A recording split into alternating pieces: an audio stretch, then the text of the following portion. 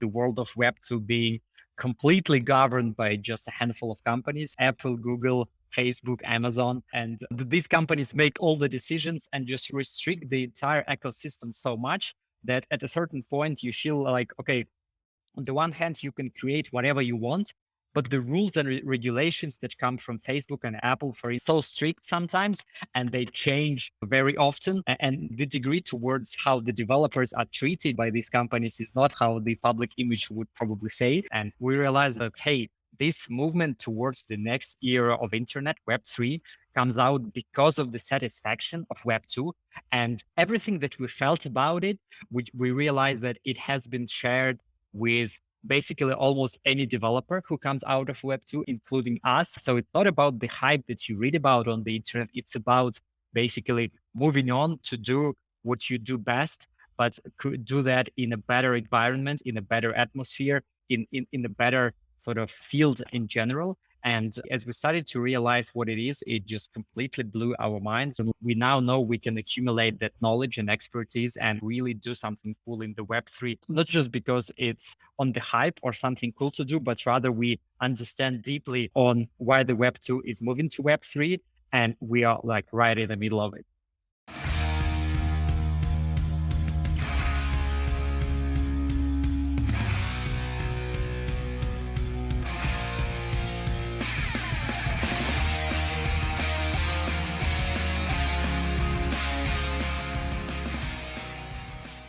Welcome to Mission DeFi with Brad Nickel, where we explore projects in decentralized finance that are innovating and driving our mission of financial freedom forward. Thank you for listening. If you like what you hear, please subscribe, rate, and review Mission DeFi and spread the word by posting a tweet to the show. All opinions expressed by Brad Nickel or his guests are their opinions and do not reflect the opinions of Black Knox, Material Indicators, or any other affiliated organizations. You should not treat any opinion expressed by Brad Nickel or his guests as an inducement to make a particular investment, follow a particular strategy, or become involved with any project. A project being featured on the show is not an endorsement of that project in any way. This podcast is for informational purposes only. Now, here's Mission DeFi with Brad Nickel.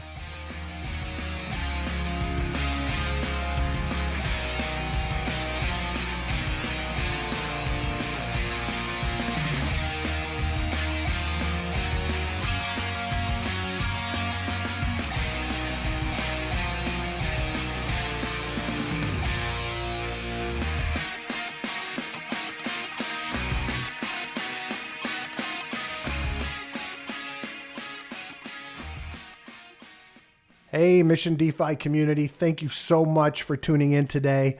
I quickly want to give a disclaimer about my relationship with the team in this episode. I am officially an advisor to the Walken project. The reason I'm an advisor to the project is they have a rockstar team with rockstar experience and an incredible track record of success. I believe that their model of an exercise to earn application with strong development and strong marketing behind it and creating a DeFi environment for newbies can drive millions of people into the ecosystem. So it was a no-brainer for me when they asked me to be an advisor. So know that going into this, I have a financial interest in their success. If they are successful, I'm successful. So I have a bias. You should be aware of that when you're thinking about Walken or any other project. Find out where the biases are. So I wanted you all to be aware of that before we got started today, so you could go in with a clear head and analyze logically whether or not you think this project has the opportunity for success. Thank you so much for listening. If you love what we're doing, please rate and review us on Apple Podcasts. Have a great day. I am excited today to have on the show the founders of Walken, which is a walk to earn, exercise to earn application being launched in the crypto space, but has a much bigger vision and goal for that. And I'm excited about it because number one, I'm serving as an advisor to the project and have really gotten to know these three founders and how successful they've been in the mobile app business already. But I'm excited too, because I think this is a project that can do a dramatic amount of growth for the overall DeFi ecosystem. And I'm excited about their vision for bringing average users that aren't in DeFi yet into the crypto and DeFi space. I'm going to let you guys introduce yourselves. They are also the founders of GetFit Apps. So their credibility in the space as very successful mobile app developers brings a lot to this project. Alexei, do you want to start introducing yourself and tell us a little bit about yourselves? And then we'll go round robin here and let you guys introduce. And then let's talk about how the company came about and your history. Yeah, sure thing, Brad. Thank you for having us, first of all. So my name is Alexei Kulovets. I'm the CEO and co-founder of GetFit Apps and now of Walken.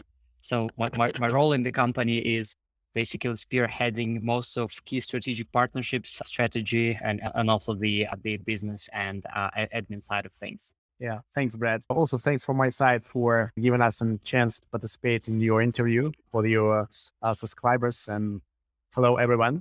My name is Alexei Paradinsky. Yes, I'm here also co-owner of the company with my partners, Alexei and Konstantin. So I'm responsible here for the resources and for the business development for all of our projects and businesses in the mobile development product sphere. And here we start the new product called the Walken, and we have a wonderful perspective for the project at the moment. Hope that will be appreciated by every one of the users around the globe. Awesome. Cool. Hi, everyone. My name is Konstantin. Thank you, Brett, for having us. And I'm basically a co-founder of GetFit Apps and now Walken. And I'm a product director here. And I'm responsible basically for everything that is connected for product management and marketing and everything from creating the product from the scratch to like performance advertising and everything connected with the user problems and solving them and user process. Excellent. All right. I'd love to hear how you guys started the company, why you started the company, and how the three of you met to get this thing rolling, which has turned into an incredibly successful company in the mobile space. Yeah, sure. I can maybe start with a little bit of a background, and then guys can add. We've known each other for a while. Actually, Alexei and Kostya have known each other for most of their life, and we met with Alexei about 10 years ago, something like that, maybe just a little bit less.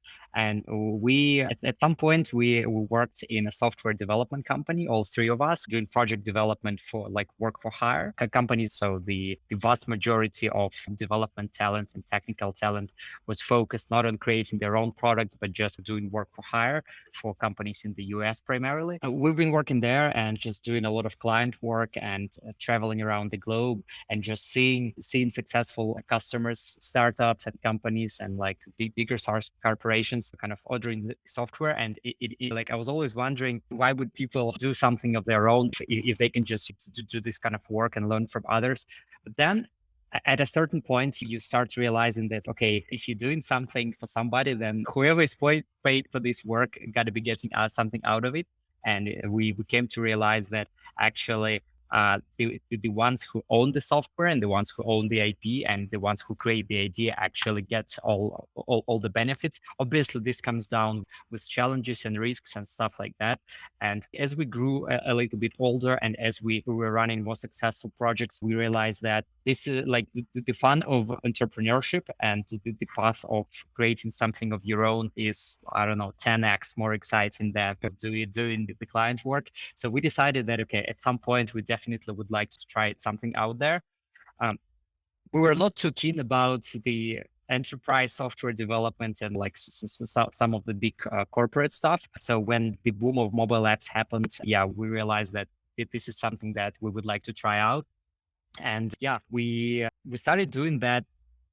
It was actually before 2017, but around that time, doing mobile apps on our own, trying to build the perfect product. And we it's funny to remember those times when we made almost any mistake possible, like doing too much work, perfecting the product before pushing it out, getting the user feedback, and just actually getting to know whether somebody needs that product or not.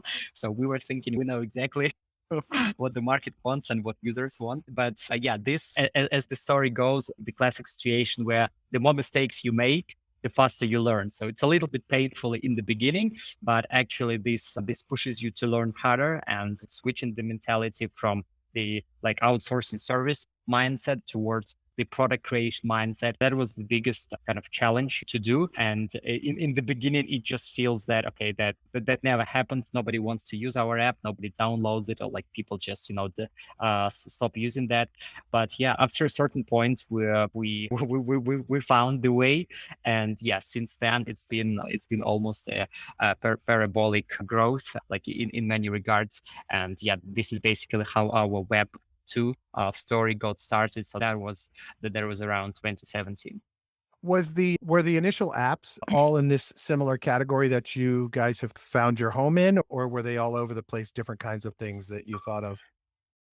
So initially we started with actually a wide variety of things. Some of the first products that we did were in entertainment and utility category. So we had the color books, like small puzzle games, kind of things like that. So basically like small entertainment apps, which were popular on the App Store.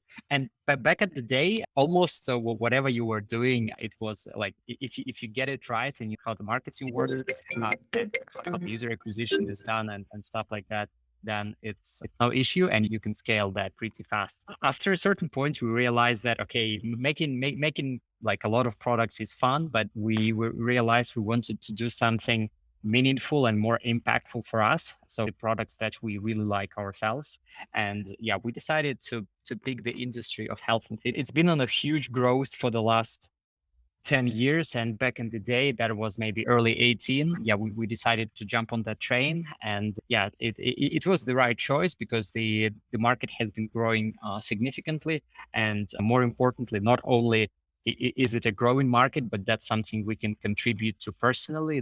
That's something we use ourselves and care about, sort of our health and mental health and physical health.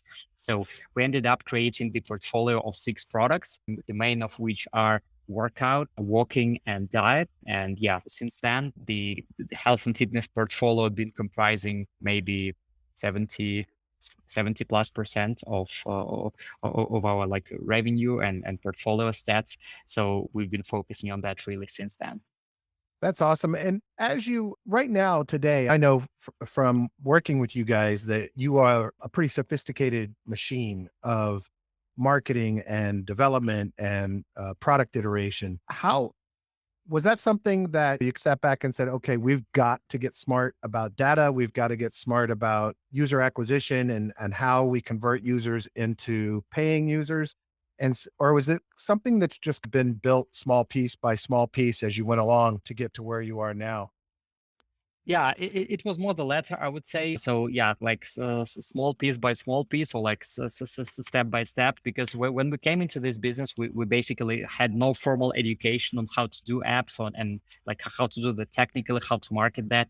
And we basically learned that as we go. The market conditions were pretty favorable, I would say, but still the competition was really harsh. It was a good challenge that you can grow fast, but you can also see that others kind of grow and die at the same time. And the market had some fluctuations out there. The building the team was really paramount here. So getting strong technical people with like good product mindset and focus on the user. Whenever you're building the product that you're selling yourself, it is critical to think about the users, like their needs, their goals, what they're looking for, and just not try to imagine what they want, but rather you test it. So we ended up doing like a lot of product tests and a lot of marketing tests to really target the right audience and then giving them the product that they are looking for. And interestingly, walking is actually our most popular and most successful product. And we would never guess it just by ourselves, because it sounds like, okay, the fitness app is all about like workout and stuff. Yeah, maybe the component of diet is definitely out there, but walking, it's just for fun. But as we started to work on walking, yeah, we realized that people actually want to do that, and we get a much better quality of the audience, and like the user metrics, the product and financial metrics like retention and stuff were really high. And over time, Walken became the leading app, like by far outgrowing everything else. And we became one of the leaders on the entire app store on this. And we would never guess that before we started doing that. But by that moment, we already had good product expertise and technical expertise and also marketing expertise. So that when we found the niche that was allowing for the growth, we basically were ready for that, and the growth exploded. I don't know, Kostya, maybe you want to add some of the details on on the product side and marketing side here. Yeah, we basically built the technical, all the technical side on by our own, all the analytic tools, and we've connected lots of tracking tools that are on the market, connected them to directly understand what our users are doing in the app, how much do they pay, what do they pay for, and that we actually can calculate their lifetime value.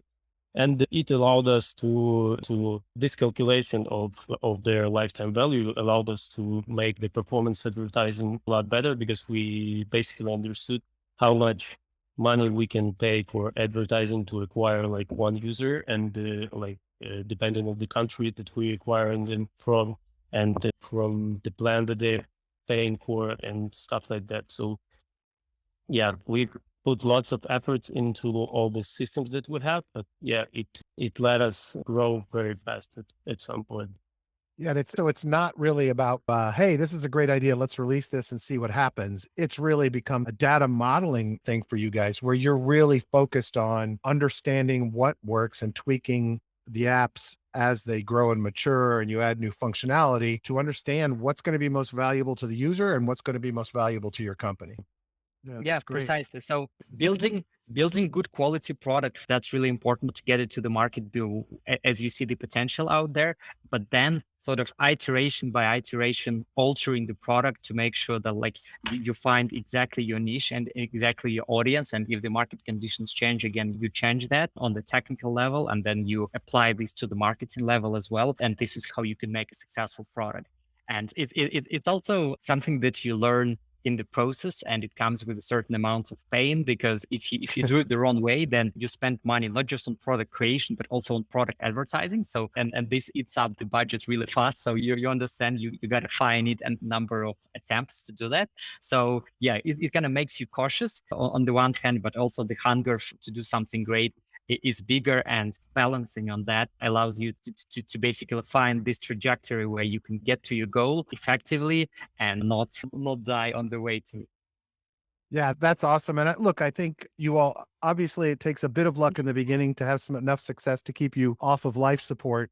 But at the same time, being able to adapt and change and realize the data you need to make smart decisions about what you develop and release is also important. You guys you've been at this for 5 years. Can you give us a little bit of idea of how successful the company's been? Whatever you're willing, and comfortable disclosing, whether it be app user numbers or revenue numbers, whatever. I'll leave that up to you, but can you talk to us about how the company's done so far? Yeah, sure, absolutely. So yeah, we're pretty public about what we do, and so the company's been roughly 5 years on. Since we decided it's not a hobby, but it's a business. Since we started making some money, last year we turned about 10 million in revenue. The team that we currently have, it's around 50 people. Half of the team Wow. is on the technical side, so developers, QA engineers, product and project managers, so people creating the product, and also the other half marketing people, marketing generalists, user acquisition or media buying specialists, like motion designers, graphic designers, so people pushing that on the outside. And importantly, all of that we do in-house, so we do not outsource anything, or maybe like some small bits and pieces, but the core competency on the product creation marketing is in-house. And over the last 5 years, we've been able to refine and really build a solid core team. So this allows us to try new things fast. And even if the experiment is not successful, we can, jump to the next one. So the process is established and out there. Yeah. And yeah, we know we can count on the team, and we know the performance that we're going to get. And yeah, this allows us to experiment bravely and try new things with open mind. That's a pretty significant sized development team for an app studio. Is it hard finding talent to fulfill roles, or do you often bring people in that you think are smart and fit them into to learning what you guys already do? Yeah, it might be a common answer, but that yes, it is pretty hard, and this industry is growing super fast. So the competition is out there. At the same time, you not only need the qualified technical guys in place, but you need to get the right mindset of product creation people, because it's not just the product manager like Kostya and his team who basically define what needs to be done. if the developer's mindset is outsourcing oriented, then he or she is more like, okay, tell me exactly what to do. Give me a full blown specification and I'm going to deliver that to you. So like whatever the timeline is.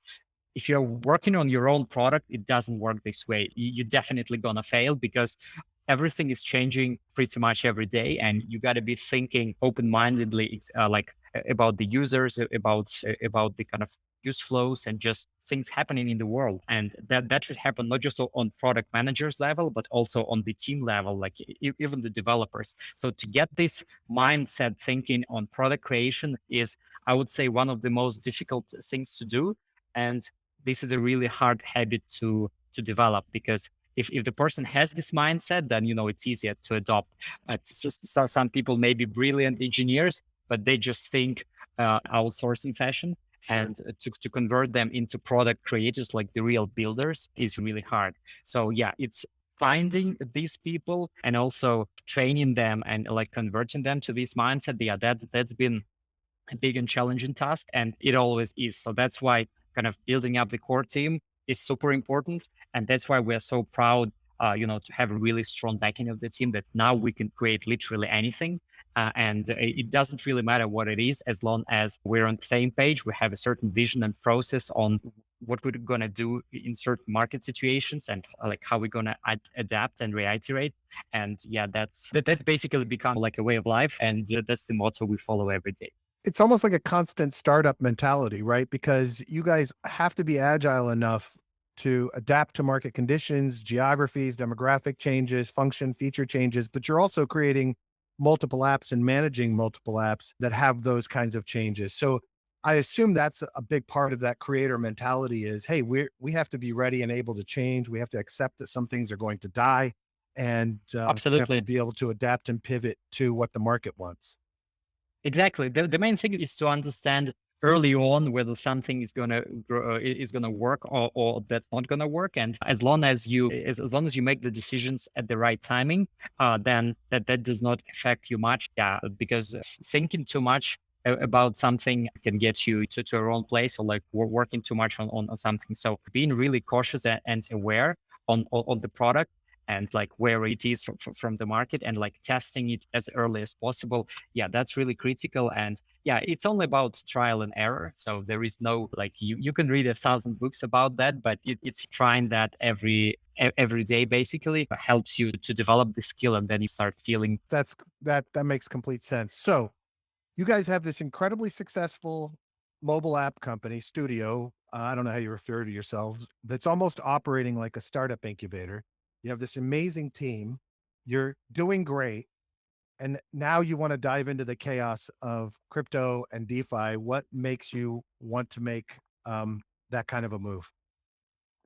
Yeah, it's a great question. And yeah, we've been living with that for the past, I don't know, 6 months or so. um, uh, And every now and then you say, "Oh, when I heard the term crypto, like, first of all, crypto was associated more with buying and selling Bitcoin and stuff. And yeah, I just realized that's like this speculation bubble is just draws so much attention, but the world of Web3 is not really what it seems on the outside. But when I started reading about Web3, I didn't actually realize there was the Web2 and Web1. So we started to look through the you know where history. you were." And then as we educated ourselves, we realized, like, hey, we are exactly in the middle of Web 2. What's going on? And the public's disinterest, or like the public's anger with the Web 2 is exactly what we felt a lot through our process. Basically, the world of Web 2 being completely governed by just a handful of companies: Apple, Google, Facebook, Amazon. And these companies make all the decisions and just restrict the entire ecosystem so much that at a certain point you feel like, okay, on the one hand, you can create whatever you want, but the rules and regulations that come from Facebook and Apple for is so strict sometimes, and they change very often. And the degree towards how the developers are treated by these companies is not how the public image would probably say. And we realized that, hey, this movement towards the next era of internet, Web 3, comes out because of the satisfaction of Web 2. And everything that we felt about it, which we realized that it has been shared with basically almost any developer who comes out of Web 2, including us. So it's not about the hype that you read about on the internet. It's about basically moving on to do what you do best, but could do that in a better environment, in a better atmosphere, in a better sort of field in general. And as we started to realize what it is, it just completely blew our minds. And we now know we can accumulate that knowledge and expertise and really do something cool in the Web3, not just because it's on the hype or something cool to do, but rather we understand deeply on why the Web2 is moving to Web3. And we are like right in the middle of it. I think the freedom given, the permissionless nature of Web3 allows companies to rethink how they operate. And something as important as you all going from spending a lot of time trying to get people to pay you to actually paying them and rewarding them for doing things that they already want to do, which is exercise, get healthier, etc. I'm sure that's a powerful model. I think it probably ends up creating more complicated things that you guys have had to learn over the space of the last 6 months of building and planning this thing and testing the marketing around it. But it also empowers you more and probably gives you a hell of a lot more freedom in what you develop, how you develop, and how you approach the market. Yeah, precisely. And this is exactly what we were thinking on, hey, what exactly do we create like for the Web3? And as we started to ask this question, we felt a bit of a stumble because we had no idea where to start. And one of the obvious choices was to say, okay, hey, let's just take our successful apps and turn them into Web3 products and just launch them just on Web3. But we quickly realized that that's not the way to go. And like the way to go is to find the niche where you can create something valuable and make sure that we can leverage all of our skills on the strong sides and convert them to the Web3. So like we've done a lot of brainstorming, and Costa suggested like, hey, let's take Walken as an example. So Walken is our most successful product to date. We have a lot of users, a lot of user data and user patterns. So we know that Walken as a concept works. So it's not a hardcore fitness app, but Walken allows you to onboard a wide audience who would like to be healthy and who are eager to pay for great walking plans and like walking programs. And we said like, okay, we know for a fact that people love walking, and we know that from inside the industry.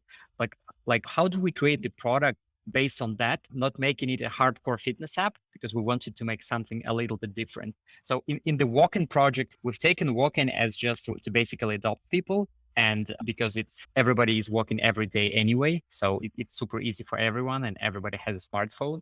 And then on top of that, we basically invented a small game, which is completely competition driven. That's something we also know from the sports and from the world of health and fitness apps. A lot of desire and motivation comes in not just from your goals, but just competing with your friends. So running faster than your neighbor, walking more, lifting more weights, or whatever this might be. So competition is a really strong factor for that.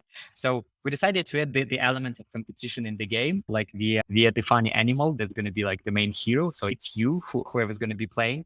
And so the person walks in real life, and then they have a cathlete, as we call them, or which is like a funny athlete who's going to be competing. And then this is where the play to earn component comes in. So that was our transition from Web 2 to Web 3. Another component I would like to mention, and this is actually what you helped us with when we were putting together the strategy of like, how do we enter the Web 3 market? We know that, okay, some of the things we know we can do well, and this is technical execution, product execution, marketing. So we know how to create the good product fast. We know how to create like the good looking product that people would enjoy looking at and enjoy using at.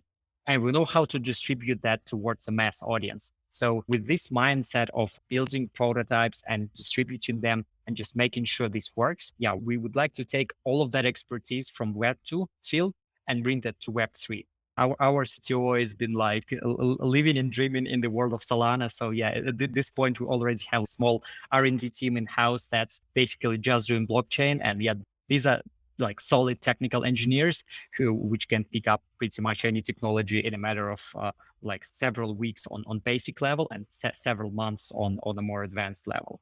Yeah, so we call the strategy Robin Hood of DeFi, and this is where we see ourselves. So to create a really mass market appeal, like super sleek looking, super easy to use, and just something that we can target towards pretty much anyone. And we know that like the crypto community is big, but there is a much bigger community still waiting to join. and we can target all of them, getting both crypto natives and also the new audience a way to enjoy crypto from the beginner level towards a more advanced one. Nice. Let's real quickly, I've pushed you down the path in this conversation, and we haven't actually taken a top level look at the product that you're first launching, and that is Walken. And the concept is that I will tell you, it's a beautifully designed app because I'm using it, but it is a app that tracks your steps. And as you track your steps, you earn points in the game, tokens, not crypto tokens, but points in the game that allow you to take your cathlete and increase and improve that character's opportunity to win these competitions and battles that you were talking about earlier. And then the end result of that is that you will then earn Walken tokens for doing better and better in the competitions and in the game. And the other piece of this is that the cathletes and the components of the cathletes are actually, that'll also be tradable. And then the ultimate goal is to say, okay, we've onboarded all these people who are using this app, who are walking, who are getting healthier, who are earning tokens and have their NFTs. Now we have the opportunity to introduce them to DeFi applications, and we can allow them to earn more from what they've already earned from getting healthier. Is that a good way to summarize it? No, that's perfect, Brad. You nailed it. And yeah, I know with these words we can explain that to anyone. Awesome. Okay, so I wanted to ask real quickly because you made me think of something. What was the reaction of your team when you told them you guys were going to make this move? The team was excited as hell, and because kind of building something new is always exciting. And like the culture that we adopted at the company is we love to try new things, and we love to try new experiences ourselves. And the entire team, I would say that whenever we're doing something for a bit too long, it like at some point, whatever you're doing, it gets a little bit boring. So introducing something new is always great. So yeah, I would say like a mix of challenge, but also the sort of the smell of novelty is what drives people's motivations really. Nice. I don't know, Costa, maybe you have some kind of deeper stories or examples on that if you remember the first reactions of guys. Yeah, basically everyone was excited because everyone had the feeling about the whole crypto space as we had like a year ago, and it's like more about buying and selling stuff. And yeah, when you just reading some press releases or something about some companies making some NFT projects or something, you always think it's somewhere far, you know. And then when we decided that we're gonna make this move, not everyone knew about it, but our R&D team was very excited. Yeah, and that's actually about it shows their excitement because when we were picking the chain that we're going to use for it, so we actually made a prototype that was actually running on a test net. We made it on 4 or 5 chains, and they all were different. It was like Flow, Avalanche, Binance Smart Chain, and Solana. So we put like lots of efforts in it. And when you start something doing it on a new chain, you need to learn how it works in there because all of them are basically different. And yeah, they made it like very, very fast. Yeah, developers love a new technical toy and challenge. Yeah. I love that. If you give them the freedom, they would be playing with that all day long, and they would happily explore like Yeah, till now, maybe. 50 chains. Yeah. At some point, you got to make the business decision. So yeah, Yeah, I'm sure the rest of the development team is chomping at the bit to be playing with the rest of them. I had a question about demographics, right? Because I'm curious. I know you guys have been test marketing, but the original Walken app, do the users of that app skew older, or is it a real cross section of demographics for people that use that app and have become paying users of the original? If we're talking about our walking app that's actually is made for just staying healthy or like losing some Right. weight or something, yeah, it's a more older usually. It's like maybe the majority of them is like 35 plus or maybe Oh, okay. 40 plus. Yeah, but that was actually the point when we decided to have that walk-in into the walk-in project, and that's why we made a marketing test with to see the reaction of the broad audience for move to earn or walk to earn project. And we've seen that actually the audience that is reacting and actually is, for example, subscribing for a newsletter or following us on Twitter or like on Discord, it is like really broad. So 18 plus and like up to 65 years and plus. And the audience is very, I don't know, wide. As Alex said before, so that's because everyone walks and basically that's the only stuff that everyone does. And it is tracked like 100% because like we also eat or brush our teeth every day, but it is not tracked by our iPhones or like Android devices. But walking is actually tracked, and everyone knows that it is tracked. And if you give the possibility to people to somehow try to monetize it in any way, so it makes lots of excitement for them. Yeah, I have a new category for you guys for another app down the line. I want a brush your teeth, do your chores, go to Yeah. bed on time to earn out for my kids. That's a good app That's for good. kids for Yeah. sure. Totally, man. We'll indoctrinate them to crypto, and my kids, you don't have to indoctrinate, but definitely could use that, man. I need something. I got to have something. That's great. No, that's amazing because I think that's a really good sign. And you guys your outreach is worldwide, right? You're not just limited to one geography, right? So this whole promise of onboarding people in an easy and simple way into crypto and then moving them into simplified DeFi where they can earn more. I'm assuming things like there are stablecoin yields out there that'll earn users anywhere from 4% to 23%. And those are the kinds of things that are fairly safe that you can offer to them in the interface.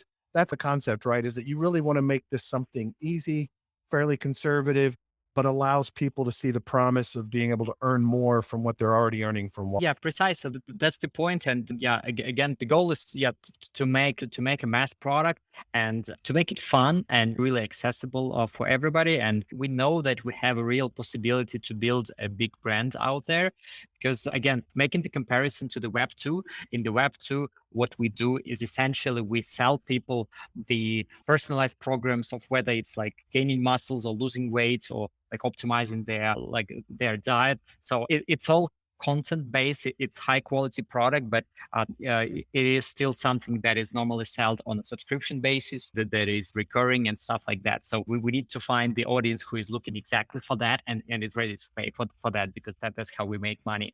We also target people in the leading countries, in the wealthier countries, so the US, the Europe and English speaking countries, New Zealand, Australia. So that's where there is the culture of paying a significant amount for that. Whereas with Walken, we can target a much wider audience, because here we not sell people anything. We sell them the idea of getting money just for walking, and the click-through rates, the metrics, the sort of the cost per click metrics are like 10 times, if not 100 times more lucrative. And yeah, like for instance, countries with lower income, like in the Web 2, we're just no reach for us, because we know we won't be able, to sell the product out there, simply because there is not in the culture and also the sort of the buying ability to do that. Whereas here, all of the bigger countries with a lower income is actually giving us a much bigger opportunity. So we can target Asia, Africa, we can target, the entire globe.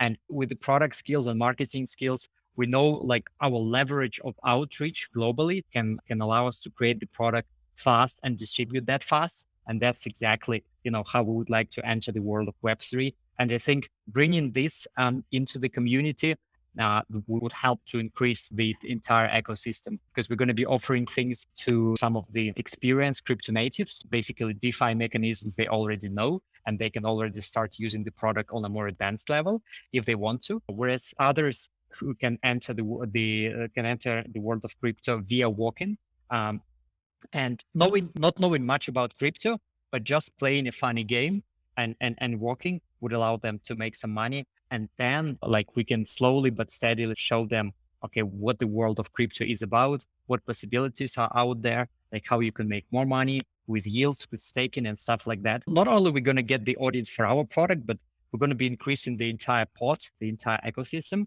And I think this is the mission we're coming in with.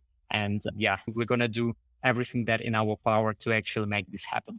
That's one of the things I was most excited about with you guys is my goal always is expand, how many people are using DeFi products. And I just really believe this is an awesome gateway to that. And I think that your skill set, like one of the things I rant about all the time in DeFi is the horrendous user experience and user interfaces of the projects put out. Now, that's a matter of developers who are great at Solidity or whatever smart contract language they're using, but not necessarily so great at interface, and a content audience in our little bubble who's okay with trying to read 40 pages of documentation to figure out how an app works. But if Mhm. we're actually going to expand and grow, we have to provide elegant, beautiful, intuitive user interfaces that hides away the complexity of these financial applications.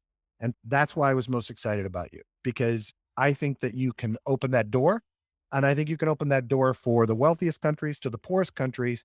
And I think it's something else that's important here is you look at the success of Axie Infinity in the Philippines, right? And other countries that have lower incomes on average. They were incredibly successful there because people were able to earn an actual living using the application. But the upfront cost of getting onboarded to Axie Infinity Yeah. required an entire ecosystem of guilds to invest and take a percentage of what people were earning in order to get them the NFTs to get into Axie Infinity. But with you guys, there is no barrier to this, right? You install the app and you start walking. And to me, that gateway to everyone in the world being able to earn and then move into DeFi with something that they've earned from getting healthier is a really fantastic model. It's exactly what we were inspired by initially, like studying X Infinity model, but like the understanding that we need to create something simpler came pretty much from day one, because getting to understand how everything is working, and even launching and playing X Infinity was a bit of a challenge, to say the Brutal. least.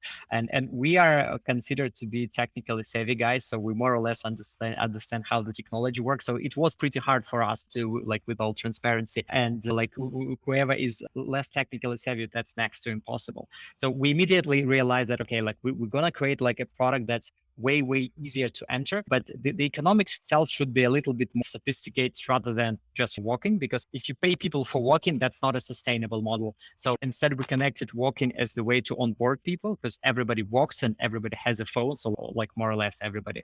And on the other hand, okay, you have your castlet in the game, which you can basically feed and develop like a Tamagotchi to make it faster, stronger, and make it compete against other castlets. And by winning against others, this is how you get the walking token. So it does not happen automatically just by Right. walking. You get certain points, but there is only so far you can go with them. And upgrading your castlets and taking it to the next level, and then competing is what gets you the token. And this level of competition of, okay, making sure you get enough steps to feed your castlet kind of more and make it faster and stronger, and actually get some victories of walking within a day.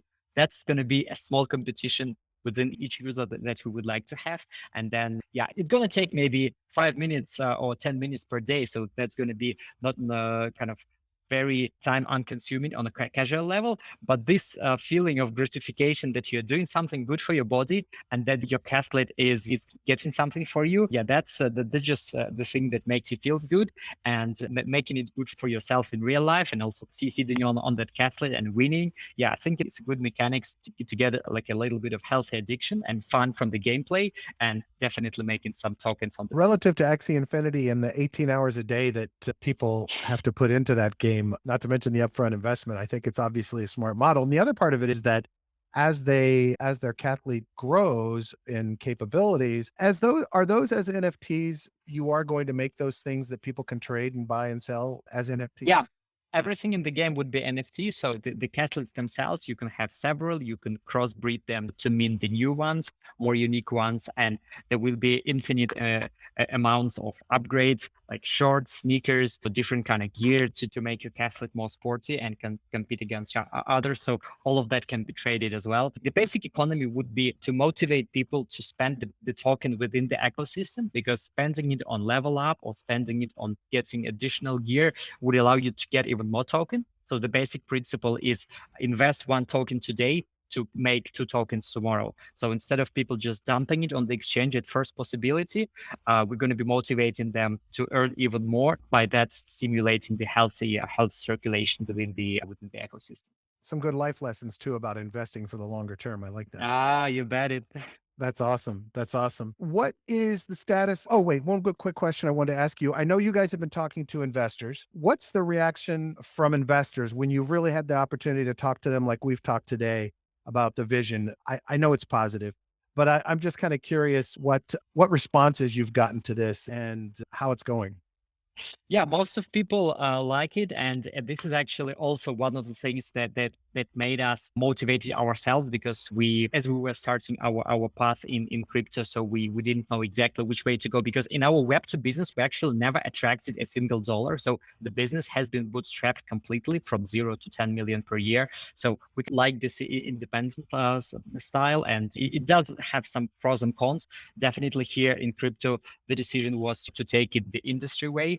And we've been lucky to get some of the really great investors on board pretty much from day one, and them trusting into the concept, into the team. And I think that the inspiration that we had ourselves, just loving the product, and also the team that we have working on that. And we started the fundraise after we already developed the prototype first. So when we came to talk to first people, we didn't have like the pitch deck fully structured, but we already had the prototype. Then we started showing, like Alexei is actually like when we normally talk to people, he's just showing them the game, the castlets, how they're running, competing, and all that kind of stuff. And yeah, that got people exciting, and we really got super motivated when some of the high profile investors basically said, guys, I'm with you from day one. And we were able to get a few of them, such as Gulf Capital from Dubai, for instance, some of the early ones, or like Shima Capital. They loved in it like from the first side, and then from them we got like a ton of connection and exposure to other people.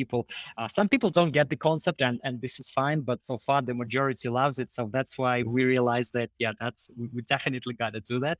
And the main thing, investors, is important. The community, the way the community is excited, like Yeah. that is in parallel, because we started building the community on the socials, on Discord, Twitter, Telegram, and we started like acquiring users from a classic way of doing media buying, so targeting users. And so all of the users out there on the socials are real organic ones. We pay $2 to Facebook and so to like TikTok to actually get them.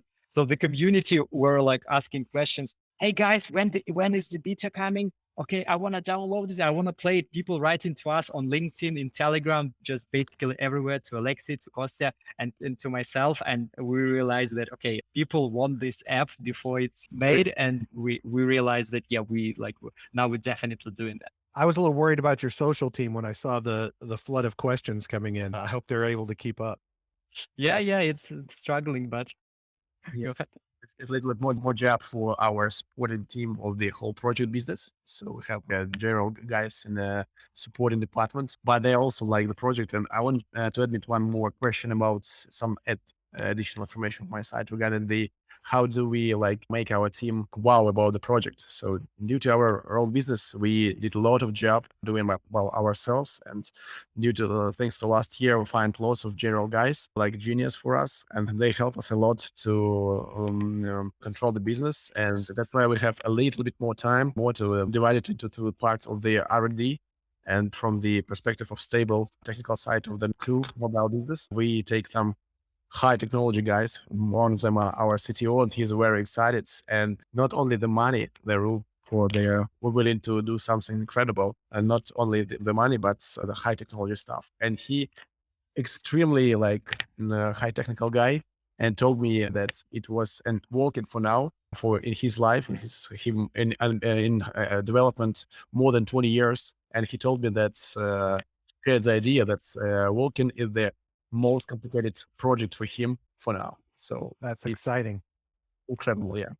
And I think it's important to note, right? Like, it's not just the three of you guys running this business. You've got an experienced management team that you guys have hired and trained to help you run your business so that you guys can focus on where you're headed with Walken now. Yeah, precisely. We like with the support of the team, we know we can trust and rely on. Yeah, it gives us strong confidence to experiment and to basically be on the edge, exploring how this project can be useful to the community. And Alexei, Kostin, and myself, yeah, we're like paying a lot of our personal time to that right now. And as everything in the beginning, it's super exciting to build that with your own hands, but also having the team to support you. So that's why for the last 3 or 4 months when we started doing that, like we made a tremendous progress, and the MVP is actually almost completed. So we're aiming for launch of MVP mid-March, maybe like end of March. So like relatively short. So within a month from now, from the time of recording. And yeah, so that would be close with our IDO time. So yeah, we're going to be entering the market with the product listed on the exchange. And yeah, like the real fun, the big fun is going to begin very soon. That's awesome. So all of these people that are anxious to get their hands on the app and start playing and walking and earning are going to get that opportunity soon enough. Yeah, get those cathletes competing. And I still remember, you remember, guys, that's when there was one of the posts on the socials where we posted like the possible outfits for the cathlete and like how they could be interchangeable and stuff and how you can make them look differently. Like folks were discussing that all week, what they can do with their cathletes, how they can dress them up. And yeah, like it was unbelievable, the level of attention to details that came from the community. So it really motivates you to deliver something cool to them, and yeah, to get it done sooner rather than later. That's exciting. Is there anything else about the project that you think we should let people know that we didn't cover today? Mm, Are you guys going to have other apps? So the vision right now, like the big vision for ourselves that we have, is to create the Walken protocol, our own, as we would like to make sure that, okay, whenever we build the second product, or we can build it ourselves, or we can invite our developer to do the development as well, because a lot of app developers and game developers that we know want to get into crypto, but they just don't know how. So they have an app or a game, so we can help them do the marketing the way we're going to do that, and we can help them do the sort of introduction to the world of crypto, the right partnerships, the right connections, you using all of the kind of DeFi services and DeFi mechanisms. So we can scale the ecosystem not just by our own means, but basically by the means of the development community that we have, and then spreading it this way. So this is the big vision. And this vision is born on the fact that Web2 business, in the apps business, we actually build not just the company, but also the platform. Because we, like in our Web2 business, we sell not just on Apple or Google, we actually accept people's credit cards directly via PayPal and Stripe. And we built our entire billing infrastructure in-house. So we can to build businesses/platforms that are adapted and built for scale. And this is the mindset that we're bringing into the Web3 as well. For now, the initial goal is to build the successful product first. And once we do that, we already have the vision on how that can be scaled and how we can make like our own protocol and platform out of it. Because then the folks that are developers out there that are creating apps that have successful apps, they can focus on the app component, and you guys can provide them the hooks to the tokenomics and to reaching out to existing users, et cetera, et cetera. That makes a lot of sense. That really does. Absolutely. Yeah, that's the plan. That's awesome. Where should people go to get connected, get on the list, et cetera? Yeah, that's walken.io. That's where all of the information is. And out there, we have the links to Twitter, to Telegram, to Discord, so to all of the socials. And yeah, the community is super active. Feel free to join. And yeah, you can ask any questions. Our support team now working almost 24/7. So yeah, and the updates are coming pretty much every day. Yeah, especially as we get closer, we get way more content and way more things. And we launched a lot of like education posts on like how exactly the game economics going to work, how the competition system is going to work. So before the actual product is launched, you can get like a sneak peek and a high level guidance of like how exactly that's going to function, so that by the time the product is out there, you can jump in and start getting some tokens. And it's WALKEN dot, just for everybody that may not know, it's not walking or walk-in, it's Walken EN. I ask a question of everybody that comes on the show. It's going to be an interesting answer from you guys, but I'm curious to see what comes out. I ask everybody that comes on the show, what is a project or person in crypto, DeFi, whatever, that you have a lot of respect for, or that you've been impressed by, or that you think is just really critical to the growth of the whole industry? Yeah, that's a great question. When I started looking into what like crypto is and Web3 is from the development and ecosystem perspective, yeah, obviously there is like a ton of information. But one guy I've been following for a while, his name is Naval Ravikant. So yeah, he's a very famous angel investor and a blockchain enthusiast. That's maybe just one of the ways you can describe him. A super smart guy, a very philosophical and just kind of understanding the everything what's going on and also the nitty gritty of the Web3 and his vision on what Web3 is and like why the migration of really great developer talent and just the entire business is going to happen to the Web3 is fascinating. And just listening to Naval on some of the interviews and also some of the his own podcast episodes, yeah, made me realize that okay, this is no longer just a hype anymore because such smart people, such influential people joining this and believing in this and backing this industry, yeah, it does mean that there is something to it, and it's more just the sort of cryptocurrency hype. And yeah, I would say this, like personally for me, it was some of the big inspirations. And following this path of creating the new era of internet, creating the new value, and especially knowing that things on which we can deliver already, yeah, makes us all super excited. And yeah, we really hope that whatever we can deliver would be appreciated by the community, and yeah, we can get some good stuff done and get a little bit of our own contribution to the entire Web3 thing. That's awesome. I think you guys are going to have a big contribution. Either of you guys want to go, Costa? Yeah, I would say that we have like and we had before like lots of people to follow, but then we met Brad Nickel, and then Yeah, started the no, I podcast. appreciate that, but I am nowhere near that level. Thank you so much. That's nice. No, Brad, you've been a great inspiration too. Is like jokes aside, when how we call you the crypto father of ours, kind of in the early days, just kind of helping us navigate in the industry and just telling how things happen. Now it makes sense, and it's a little bit of a no brainer. But back then, when we just got introduced to each other, like when we were listening to you, I remember just one of the first calls. It was like talking to the universe on Zoom, and yeah, I just wanted to put down my like pen, a piece of paper, and just writing basically everything you were saying. Nice. Thank you very much. That's really nice of you guys. I got to tell you, I'm obviously enthusiastic about what you're doing, but I'm enthusiastic about the model. I'm enthusiastic about its potential, but it wouldn't be happening if I wasn't enthusiastic about you guys as a team. And I think that you're an awesome, just traditional startup tech story. But I think the capabilities that you bring to the table for this ecosystem are really powerful, and that's why I've been more than happy to help in any way I can. Really appreciate that. Awesome.